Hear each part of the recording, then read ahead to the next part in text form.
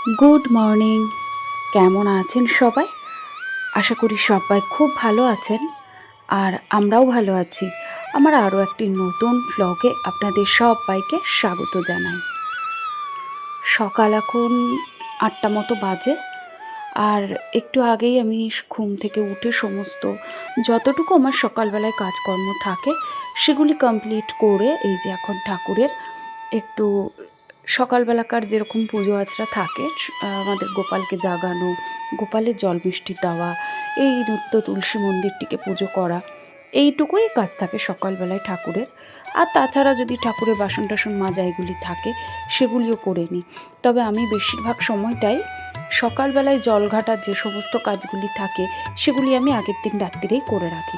এতে করে আমার একটু সুবিধে হয়, কারণ আমাকে তো একা হাতে অনেকগুলি কাজ একসাথে সামলাতে হয়। আর সকাল থেকে এই শীতের সময়ে সংসারের কাজগুলি ধাপে ধাপে কম সময়ের মধ্যে গুছিয়ে করার জন্যে কিছু কাজ আমাকে আগের দিন গুছিয়ে রাখতেই হয়। আর এই তো কথা বলতে বলতে বাইরে তুলসী মন্দিরের পূজা করেই ঘরে চলে এসেছি। গোপালকে জাগে গোপালের জল মিষ্টি দিয়ে তার আরতি করে তো আমার এখন পুজো কমপ্লিট। চলুন এখন যাব রান্নাঘরের দিকে। তবে রান্নাঘরে যাওয়ার আগে বারান্দায় প্রচুর জামা কাপড় রয়েছে। গতকালকে এগুলি ধোয়া হয়েছিল, তবে কিছুটা শুকিয়েছিল আর কিছুটা শুকায়নি। যেগুলো শুকিয়েছিল না সেগুলি বারান্দায় রেখেছিলাম। এখন এগুলিকে সুন্দর করে একটু রোদ্দুরে মেলে দেবো। তবে বাইরের কি অবস্থা দেখেছেন? এই অবস্থায় আমি জানি না যে কতটুকু রোদ্দুর উঠবে, তবে এইগুলি প্রায় আধ শুকনোই বলতে পারেন, সারা রাত হাওয়াতে শুকিয়েছে। চলুন এবার এইগুলি নিয়ে আপাতত ছাদে যাব। তার আগে এই জানলাটিকে খুলে দিই। এই জানলাটা খুললে প্রচণ্ড পরিমাণে হাওয়া হয়, ওই জন্য আমি একটু লেট করেই খুলি। তবে একেবারে যদি নাও খুলি না, এই ডাইনিং রুমটা বড্ড অন্ধকার অন্ধকার লাগে। চলুন ছাদে যাই, জামা কাপড়গুলি একেবারে ছাদে দিই। ভেবেছিলাম নিচেই দেবো, তবে দড়িতে না খুব একটা জায়গা নেই। এতগুলি জামা কাপড় যদি নিচে মেলি তাহলে পরবর্তী সময় যেগুলি ধোবো সেগুলি মেলারও সময় থাকে না। আর এই সময়টা ছাদে এলে না দেখুন কত পাখিরা খেলা করে ছাদে, আর আমাকে দেখেই না তারা সব যে যার জায়গায় উড়ে যাচ্ছে। এই যে দেখুন, এই আর একজন, এই টালির ওপরে দুম দাম আওয়াজ হয়, তো তখনই ভাবি যে পাখিরা খেলা করছে। কি ওয়েদারটা দেখেছেন? এত ধোঁয়ার মতো একেবারে কুয়াশা। এইরকম কুয়াশা হলে তবে আমার শ্বশুরমশাই বলছেন পরে কিন্তু রোদ্দুর উঠলেও উঠতে পারে। তবে আমার মনে হয় না যে রোদ্দুরের খুব একটা তাপ থাকবে। তাই আজকে আর কাঁচা ধোয়াটা করিনি জানেন, আজকে রাখিও নি। এগুলি আগে শুকোক, জায়গা মতো রাখি, তারপরে নেক্সট দিন দেখা যাবে কি কাচার রয়েছে। সকালবেলা থেকে না অনেক চাপ থাকে, আর এর মধ্যেই প্ল্যানিংও থাকে যে আজকের দুপুরবেলায় রান্না কি করব, রাত্রিরে রান্না কি করব, সকালে কি করব। আসলে আমাদের মতো মধ্যবিত্ত পরিবারে দিন আনা দিন খাওয়া যে সমস্ত পরিবারগুলি রয়েছে তাদের সব কিছুই একটু চিন্তার বিষয় হয়ে দাঁড়ায়।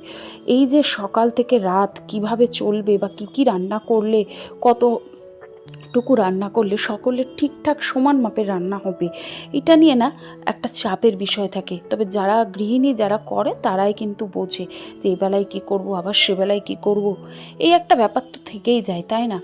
আর সবসময় মাথার মধ্যে চলতে থাকে যে এমন কিছু করতে হবে যেটা সকলের পছন্দ হবে এবং পরিমাণে অনেকটা হবে, আর সকলের ঠিক পুষেও যাবে দুবেলা। আর এতে করে আমাকেও কিন্তু তিনবেলা রান্নাঘরে না ঢুকলেও চলবে।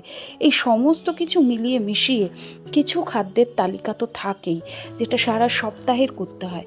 তার মধ্যে যেমন ধরুন এই যে মাছ মাংস ডিম, আমাদের পরিবারে তো মাছ মাংস ডিম ছাড়া চলেই না। মানে প্রত্যেক দিনের কথা বলছি, একটা আমিষ আইটেম থাকতেই হবে, না হলে কিন্তু কারোর ভাত ঠিক করে ভেতরে যাবে না। তো সেই জন্যে কি হয়, প্রত্যেকটি মানুষ, আমাদের পরিবারের 6জন সদস্য, একটা জয়েন্ট ফ্যামিলিতে থাকতে গেলে সবাইকে খাবার সার্ভ করার সময় সবাইকে যাতে সমপরিমাণ খাবার সার্ভ করতে পারি, আর সবার যাতে দুবেলা হয়, এটাও আমাকে মাথায় রাখতে হয়। তো তার জন্যে আগে থেকে কিছু হিসেব করে রাখি জানেন। যেমন ধরুন সপ্তাহে 2 দিন মাছ হবে, 2 দিন ডিম হবে, 1 দিন হবে মাংস, 2 দিন নিরামিষ হবে। এইভাবে একটা খাদ্য তালিকা সাজিয়ে নিতে হয়।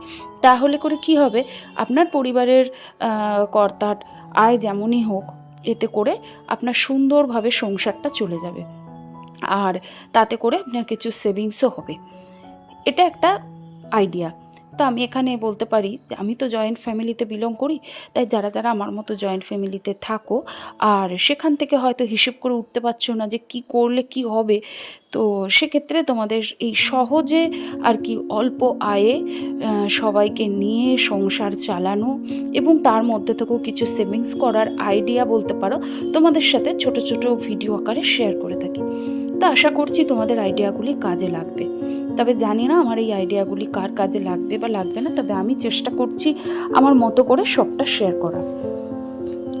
তো ওইদিকে আমি আজকে সকালবেলায় রুটি করেছিলাম। রুটি শুধু আমার শ্বশুরমশাইয়ের জন্যই করেছি, কারণ শ্বশুরমশাই পাউরুটিটা খুব একটা খেতে চান না উনি, তো ওই কারণে ওনার জন্য দুটি রুটি করে রেখেছি। আসলে গতকালকে আটাটা মেখে রেখেছিলাম, তো সেই আটা থেকেই দুটো রুটি করে রেখেছি, আর আটা কিন্তু নেই। আবারও নতুন করে আটা মাখবো, ভাইয়ের খাবার নিয়ে যাবে ভাই রাত্রিবেলায়, তারও রুটি আমাকে করতে হবে। তখন আবার আটা মেখে রাত্রিরে বাবার জন্য রুটি, ভাইয়ের রুটি, আমার সোনার, আমাদের সকলের রুটি আর কি করব। তো এইরকম হিসেব করে করি যাতে সকালবেলার দিকটা এই যে একটু কম সময়ের মধ্যে সমস্ত কাজগুলি যাতে মেনটেন করতে পারি। তো ওদিকে বাবাকে রুটি, মিষ্টি আর একটু তরকারি ছিল, মানে বেগুন ভাজা টাজা এরকমই, তো এগুলো দিয়েই বাবাকে দিয়ে দিই। তো সেগুলো দেওয়ার পরে সোনার বাবা কিন্তু খুব একটা সকালে খেতে চায় না, তবে সকালবেলায় একেবারে খালি পেটে থাকাটাও ঠিক না, তাই দেখলাম ঘরে পাউরুটি রয়েছে, তো যে পাউরুটিটা রয়েছে তাতে করে সোনার বাবার খুব ভালো মতনই হয়ে যাবে। তো তাদের দুজনকে একটু পাউরুটি টোস্ট আর কি বাটার পাউরুটি করে দিয়েছি, আর সাথে দুটো ডিম সেদ্ধ দুজনকে দিয়ে দিয়েছি। তো এই দুটো খেয়ে ওদের ব্রেকফাস্ট হয়ে গেছে, সাথে কফিও ছিল, আর আমি একটু কফি দিয়ে মুড়ি বিস্কিট দিয়ে ব্রেকফাস্ট করে নিয়েছি। আর এরপরে এই যে ক্লিনিং পার্ট আর কি, দেখুন সংসারের সমস্ত কাজই আমাকে প্রত্যেক দিনই করতে হয়, তার মধ্যে হ্যাঁ অল্টারনেটিভ ডেতে করে থাকি, রোজ রোজ করা তো সম্ভব হয়ে ওঠে না।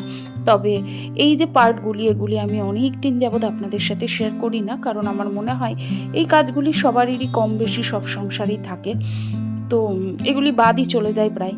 তাই আজকে ভাবলাম আপনাদের সাথে শেয়ার করি আমার কি কি ক্লিনিং আমাকে প্রত্যেক দিন করতে হয় বা অল্টারনেটিভ ডেতে আমি করে থাকি।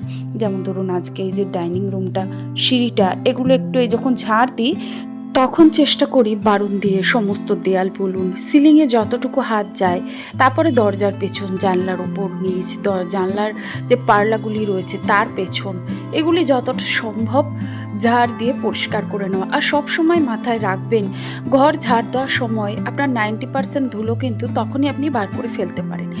এখানে যদি আপনি একটু সময় নিয়ে সমস্ত কোণাগুলি একটু সময়ের সাথে ধরে ধরে পরিষ্কার করেন, তাহলে দেখবেন সপ্তাহে একদিন বা মান্থলি একদিন যে ডিপ ক্লিনিংটা করেন, সেখানে দেখবেন আপনি যদি একদিন গ্যাপও দেন তাতে করেও কিন্তু সমস্যা হয় না। তবে আমি এগুলি আস্তে আস্তে সংসার করতে করতে ধীরে ধীরে বুঝতে পেরেছি যে কোথায় কতটুকু কাজ করলে আমার সপ্তাহে গিয়ে আমার সংসারে একটু আমি সময় সেভিংসও করতে পারি। শুধুমাত্র যে শুধু হিসেব করে পয়সা সেভিংস করবেন সেটা নয়, আপনি যদি সময় সেভিংস করতে পারেন তাহলেও সমস্যা আপনার কিন্তু অনেকটা সেভিংস হবে। তবে আমার অভিজ্ঞতায় আমি এতটুকু বুঝতে পারি যে সময়ের কাজ সবসময় করে ফেলাটাই ভালো, তাতে করে আপনার ভবিষ্যৎ জীবনে অনেকটা সুবিধা হবে। কারণ আপনি যদি সময়ের গুরুত্ব না বোঝেন, একটা সময় আসবে যখন আপনার গুরুত্ব কেউ বুঝবে না। আপনি যদি সারাটা দিন সংসারের পেছনে বিলীন করেও ফেলেন, যখন দেখবেন সবার জন্য সব কিছু করছেন না, তখন দেখবেন আপনি সবার কাছে প্রিয়, আপনি খুব ভালো, আপনাকে সবাই যত্ন নিচ্ছে। কিন্তু তখন আপনি সেই জায়গা থেকে একটু যদি সরে একটু নিজের জন্য সময় রাখতে চান বা আপনি যদি অন্য কিছু ভাবেন, তাহলেই দেখবেন আপনি সবার কাছে অপ্রিয় হয়ে গেছেন। আসলে একটা জীবনে কেউ সবার কাছে পারফেক্ট হওয়া সম্ভব নয়, বা আমি এতটুকু বুঝতে পেরেছি আমার এই সাংসারিক জীবনে আপনি যতই চেষ্টা করুন না কেন, আপনি সবার ভালোবাসা একসাথে আপনি আদায় করতে পারবেন না, সে আপনি যতই যাই করে নেন না কেন। তার জন্যেই আমি এতটুকু বুঝতে পেরেছি যে সব সময় সময়ের মূল্য দেওয়া উচিত, না হলে এমন হবে হয়তো একদিন যে সময়ে আপনাকে ছেড়ে চলে গেছে আর আপনি সেই জায়গাতেই দাঁড়িয়ে আছেন। যেটা আমার সাথে ঘটেছে সেটা আমি চাই না ভবিষ্যতে কারোর সাথে ঘটুক। এমন আপনার না হয়ে যায় যে আপনি সময়ের গুরুত্ব বুঝতেই পারলেন না, আর সময় আপনাকে ছেড়ে চলে গেল, কিন্তু আপনি পরবর্তী সময়ে পস্তাচ্ছেন যে আমি এটা কি করলাম, যে আমি সময়ের কাজটা যদি সময়েই করতাম তাহলে হয়তো এই সিচুয়েশানটা আজ হতো না। তো সেই জন্যেই কি হয়েছে বা কি হচ্ছে আমি এত কিছু বলতে চাইছি না, তবে এটুকু বলতে পারি যে আজকে আমিও একজন গৃহবধূ, আর হয়তো আপনিও একজন গৃহবধূ ছিলেন বা আছেন বা হবেন। তাই বলবো সবসময়, হ্যাঁ, সংসার জীবনে চলতে গেলে যেদিন আমরা বাপের বাড়ির থেকে শ্বশুর বাড়ি আসি, সেদিনই কিন্তু আমাদের ঠিক করে নিতে হবে যে আমরা পরের জন্যে বাবা মার কাছে জন্মাই। বাবা মাও জানে যে একটা মেয়ে জন্মিয়েছে মানে পরের জন্যে জন্মিয়েছে। সমস্ত কিছু মানুষ 20 বছর বাবার বাড়ি আর জীবনের 80টা বছর শ্বশুর বাড়ি, এটাই কিন্তু জীবন। আর সেই 80টা বছরে আপনি নিজের মানুষকে পর করতে হবে আর পরের মানুষকে আপন করতে হবে। তারপরে গিয়েও যে আপনি যে সব কিছু ঠিকঠাক পাবেন সেটারও কিন্তু আশা রাখলে চলবে না।